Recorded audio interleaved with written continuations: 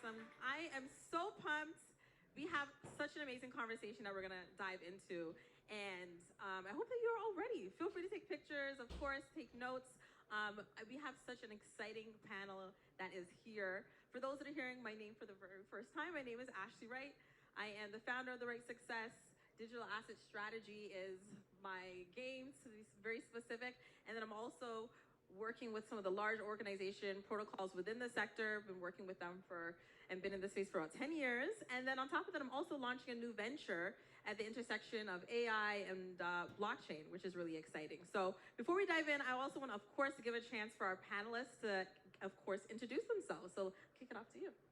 Hey everyone, really excited to be here. My name's Britt. I've been at Circle for a year and a half and initially focused on our interoperability products, and now I lead our AI partnerships. And my background is private equity, then venture, because I was more interested in emerging technologies, to startup operations track. Most recently, I was at Republic, which is like an RWA player, and focused on our music tokenization, and then moved over to our venture team doing deep tech and crypto investing. Excited to be here. So fun. Hi guys, I'm Rachel Castro. I head up partnerships and channel growth for business banking for US Bank. Prior to this, I spent a lot of time in corporate venturing at the Boston Consulting Group, and just really excited to be here with you guys today. Hi folks, my name is Pauline and I am Chief Strategy Officer for an instant crypto exchange, as well as a liquidity and infrastructure provider for blockchain called ChangeNow. I've been in crypto since 2018, so that's quite a while. And my background is in marketing and business development. And right now I'm in my current role, I do a little bit more of product development as well. Super glad to be here, super glad to discuss what it takes to build trust in the blockchain industry. And yeah, glad to be here. Awesome. Hi, everyone. My name is Allie Tager, and I'm a VP of External Affairs at the National Cryptocurrency Association. Got some of my friends in the audience. And I'm probably the newest to crypto. So the NCA just launched just over a year ago, really with the mission of helping everyday Americans understand and use crypto with confidence. You're going to hear me talk about this a lot over the next half an hour, but we know that so many people have been held back by the hype, the jargon, the misinformation. And so we want to demystify the industry, make it super simple, make it accessible, make it trustworthy, and then help people and businesses understand how they can benefit from it. So that's what we're here to do, and excited to chat with you all today. Hell yeah. Yes, okay. So as everyone can see, we have an amazing panel. I hope you guys follow them because they're like just amazing. But of course, we're here to dive into the conversation. We're here to talk about trust, of course, in such an interesting and fast-moving industry. And so to kind of dive in, thinking about maybe gonna give each of you an opportunity to really share an experience where you were really able to maybe interact with something and instantly felt trust, like it was trustworthy. And I'm really just curious about that experience for you and what really stood out. Maybe I'll pass it off to Yelly. Yeah. Sure, yeah. So I may be biased here, but I actually think the NCA's Crypto Confessions booth, which is just at the end of the expo hall, is one of the first times that I really felt immediately trusting in something. Trust is at the core of everything that the NCA does. We're apolitical, we're agnostic, we're data-driven, and we lead with really human stories. We want to show, again, that crypto is for normal people like us that are using it in really normal ways. But how do we get people to trust us, right? We think people don't want to be marketed to, they don't want to be talked to, they want to be listened to, they want to feel heard, they want to feel valued. And so we actually built a Crypto Confessions booth that is a soundproof video and photo booth where we're asking people to step inside at events and share their hot takes and unfiltered reactions and what they really feel and think about crypto.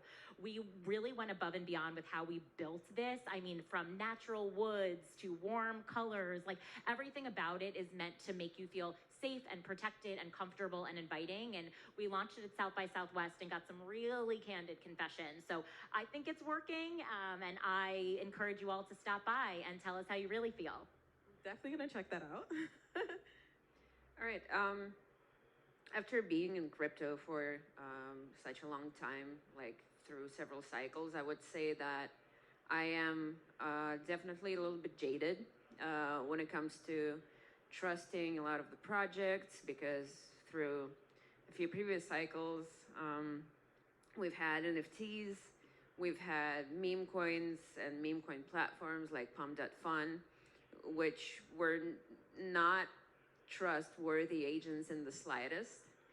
But I think that the most, like the primary factor of trust for me when it comes to a Web3 project is a feeling that you're working with real people. Like if a project has real people behind it, then obviously it's not a 100% guarantee, but it just adds a little bit of a layer of trust. And we at Change Now have always been trying, we've been in the market since 2017.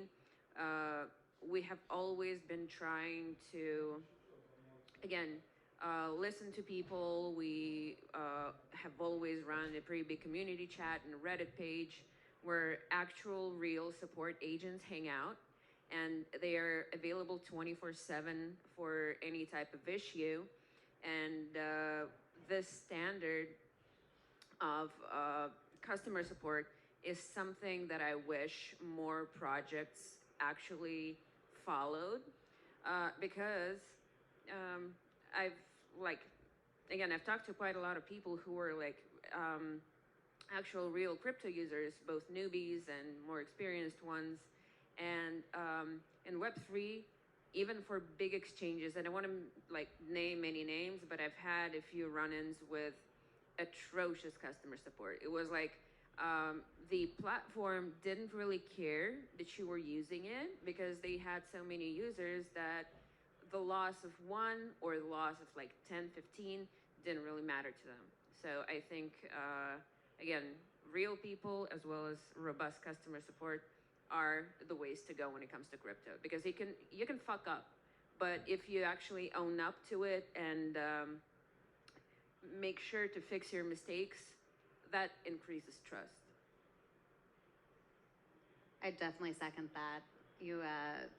So I work for a bank, so really one of our competitive moats is trust. When you think about, why people would have a bank, be in custody of their money, it's really where you're starting from. And so I think trust is our moat to maintain and not break. And so to your point, any small interaction that we have, if it's with, customer care, if it's, a bad experience that customers have, I think trust is one of those things that it's very easily broken, and it takes much longer to regain and rebuild trust in, products and people.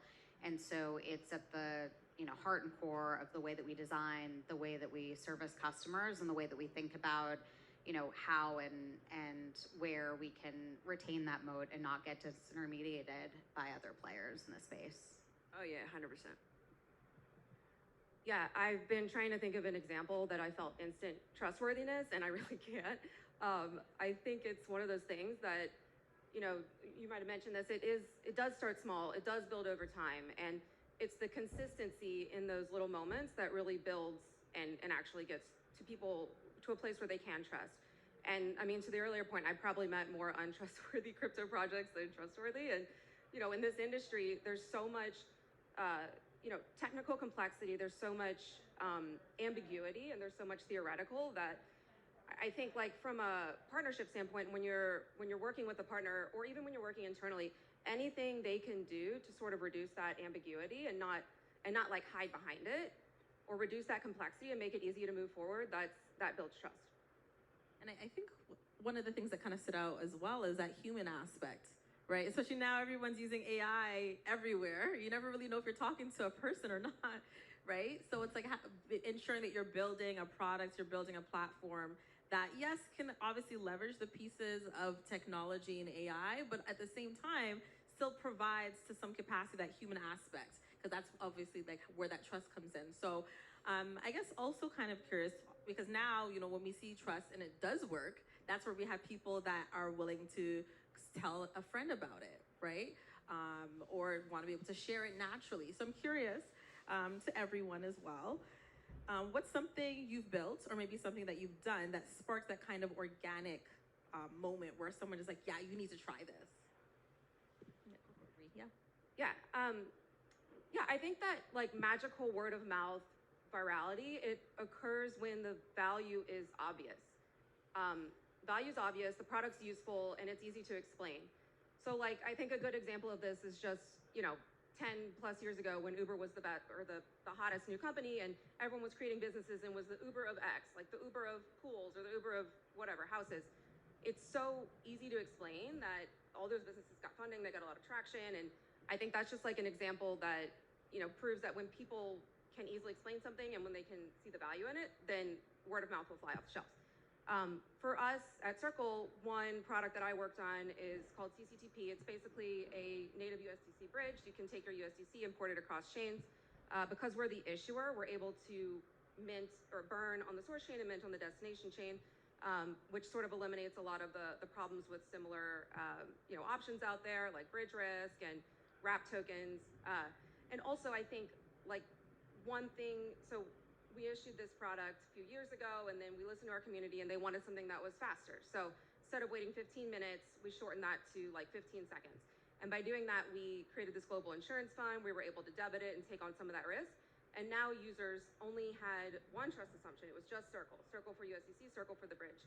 And just being able to, see that value, and our partners communicated it broadly and used it, and also, for pretty low fees. We had so many leads that came from the community versus me doing outreach and doing developer events. And that was magical to see. One thing I want to also just highlight there, if you guys listen to that story, is you incorporated your customers in that experience, right? And by doing that, once again, that's like another human touch point that builds that trust, right? That you are listening to your customers, that you are listening and trying to adapt and actually give them a product they want versus a product you think that they want, right? So I love that. Yep. I love that too. I'm going to pull on the thread of the human side of the AI pieces, and we try and balance them, right? Like, when do you need a human element, and when do you want to have systems, make decisions? But when I think about virality, when I think about, someone just getting someone else to sign up for something, I had an experience last week where we had a customer come in and talk to us, and he has probably referred 100 customers in the last 6 months to us. And the reason why was we really embedded ourselves into a community that he was very passionate about. He created a trade organization. We kind of helped connect him with the right local and state government agencies to back it. And there was a lot of building of trust over the course of time. And once we actually started working with him, it was maybe about a year after we started helping him out on the side. He really just loves our products, loves our services, and has become a great referral source just as one person.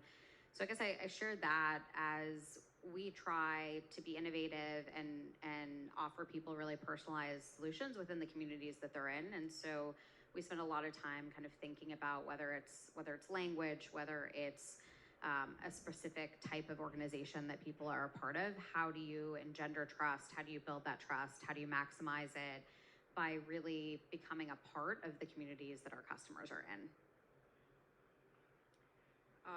I have quite a complicated set of opinions on AI, so I'm not really going to touch upon that too much. However, ChangeNow started out as an instant crypto exchange. So as a product, let's say trust is something that we've been kind of building and putting a lot of resources into building ever since the inception of the project, because instant crypto exchanges, even though they are super convenient if you just want to dip in, swap your crypto and go, they sometimes have quite a bad rep of like being money laundering machines and so on and so forth. From the very inception of ChangeNow, we've taken great care to talk and to listen, to communicate with our customers as much as we could, because that's where our virality laid in. So basically, quite a lot of our audience, quite a lot of our user base was actually attained by word of mouth. And even though, basically there were two types of word of mouth. Like they were good, so people would advise their like friends and colleagues in their communities that we were good and they didn't have any problems. But another point was that something happened, but we helped solve the problem and made sure that the client walked away happy in 95, I think, percent of cases. So that's another point of word of mouth that would, attain quite a lot of user base. And this is something that we still, again, with our customer support and with our community work, take very, very seriously, because that's where the sticky audiences lie. So you might have somebody who didn't even pay attention to the brand name, who just used the service and went away.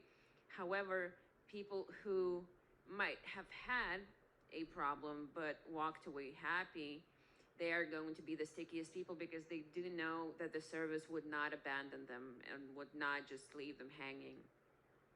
Yeah, and just to kind of echo and connect the dots with everything everyone is saying, real humans are at the core of everything the NCA does. And for my earlier point about listening and learning, we can't just be, shoving our opinions down people's throats. We need to foster a dialogue. And so to get to the true picture of crypto adoption in America, we looked quantitatively by doing some of the biggest research studies ever of crypto in the US.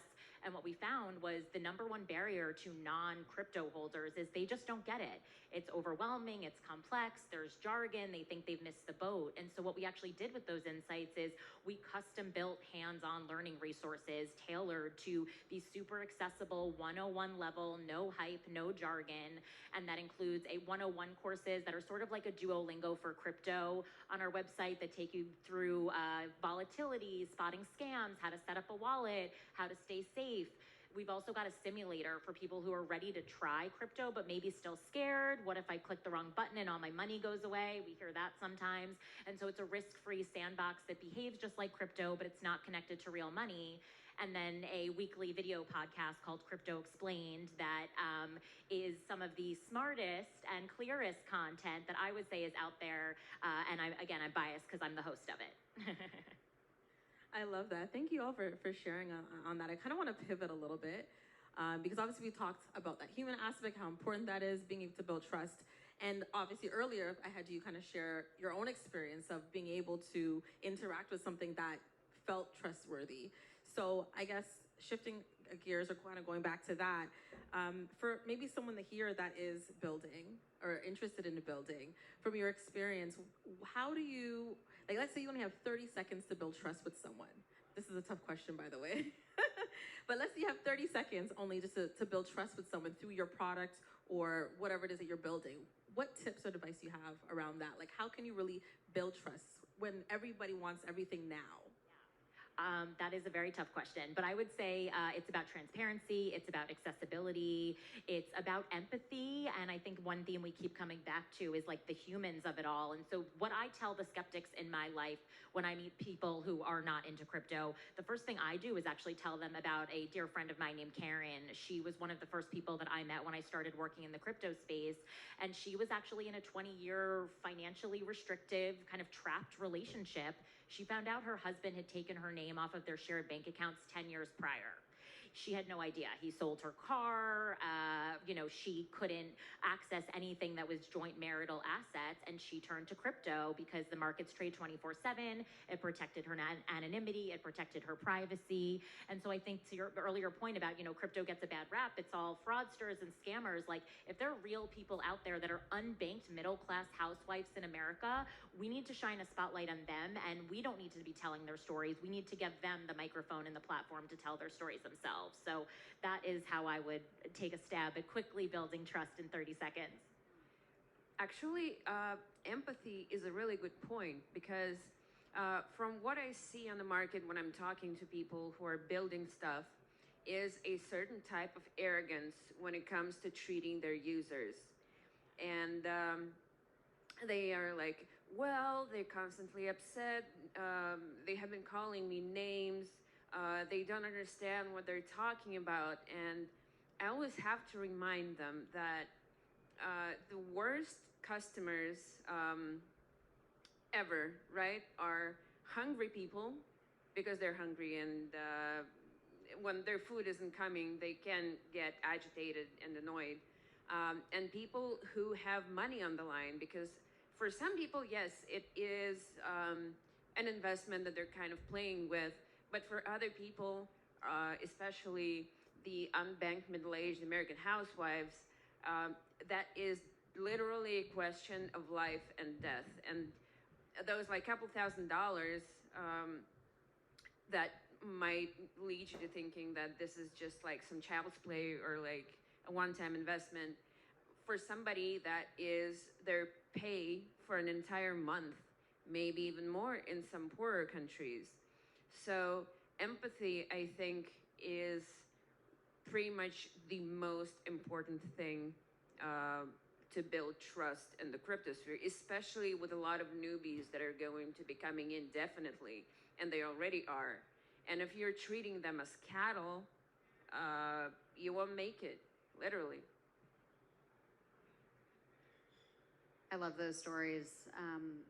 Maybe to build on empathy, if I think about when we design, you have 30 seconds, you really want to get at what a pain point is that someone's going through. So as simple and as fast as possible, are they, landing on a page because they're looking for something specific and they're getting to the heart of what they actually need. And so I think for us, when we think about design, when we think about trust, some of it's about being as simple as possible, and some of it's about really kind of honing that product market fit of what is the pain point, what is the jobs to be done that we really want to, land and expand from. So don't overwhelm customers with the breadth of solutions, but how do you get at the core as fast as possible to what they're actually looking for so that you meet their need, and then you build trust in that particular need, and then you can expand out from there.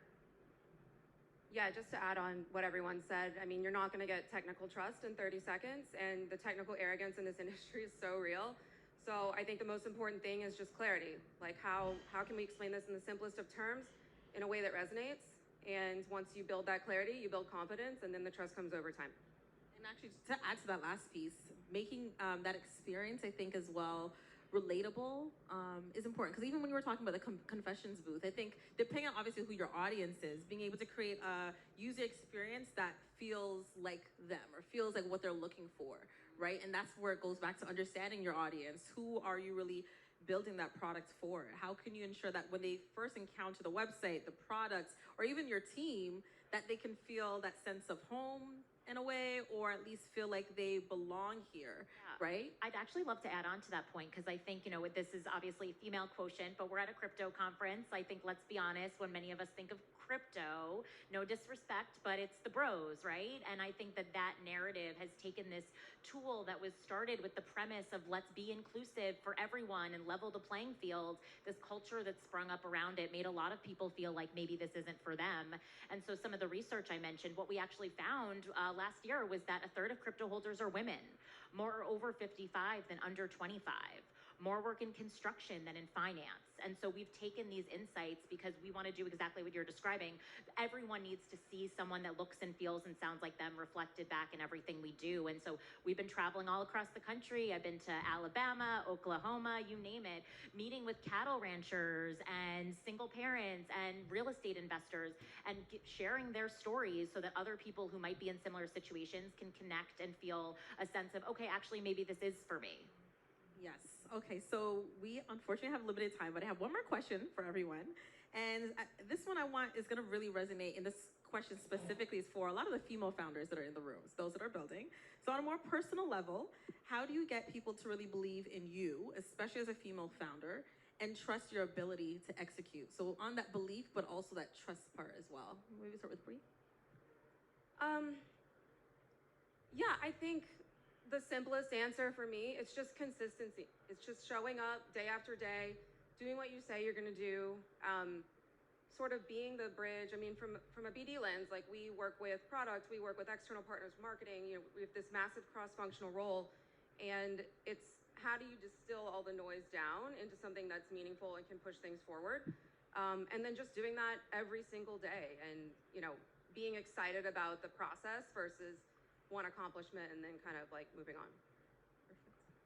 I love that. Show up and do good work. I think I think for female founders or females in male-dominated industries, I think you go in and you have to kind of figure out, at least for me, what I found is I'm about a decade younger than all my peers, and I look young, and I'm a female. And so when I go into places, I think I have to just show up as exactly who I am. And when I do, I think people over time, whether or not they have bias coming in, you know, respect me and appreciate me. But I think what I've learned over time is I don't try and be anything that I'm not. So if I'm surrounded by people who feel very differently, look very differently than I do, it's not in my best interest to try and morph into, you know, what I think and shapeshift into what I think they're gonna like. I think just showing up authentically as I am has just served me really well over time. I think my advice for female founders would be anything you do, don't try to copy men around you, because I've talked to a lot of male founders, and a lot of them were kind of exhibiting signs of sexism, signs of toxic masculinity, whatnot. And so here I would much rather like piggyback of what you have just said, that you just have to show up. You just have to be consistent with what you say and what you do. And you have to be ready, I guess, to argue with men. Because if, somebody in the crowd seems to agree with me, so I'm not gonna argue with you on that. But yeah, dudes are super into thinking they're always right. So you always have to be ready to push your point of view through if you want to make it into anything. I'm sorry, it sounds a little bit pessimistic, and I hate conflict, I hate arguing with people, but unfortunately in male-dominated fields, this is a little bit inevitable. Yeah, I think my team will get a kick out of this, but I like to live my life by like yes and. I think that it's a matter of having a point of view, having the data to back it up, being unafraid to speak your mind, but also having that empathy that you might be wrong and somebody might have a different way of thinking about things, and you want to create a safe space where all ideas are heard and valued and empowered. And I think that's where the work really blossoms, is that mix of like productive tension fueled by empathy, where we're all one team, one dream, and let's hold hands and figure it out together. Amazing. So, of course, this space is a dedicated space for the women and everyone that's here attending the conference. And as you wrap up and end things off, I think we should also end off with some affirmations. So, for all the women in the room or whoever wants to participate, just repeat after me. I'm strong. I'm strong. Give me some energy. We're in Miami, guys. Come on. I'm strong. I'm strong. I'm strong. I'm beautiful. I'm beautiful. I'm a queen. I'm a queen. One more time, but more energy. I'm strong. I'm strong. I'm beautiful. I'm beautiful. I'm a queen. I'm a queen. Thanks, everyone.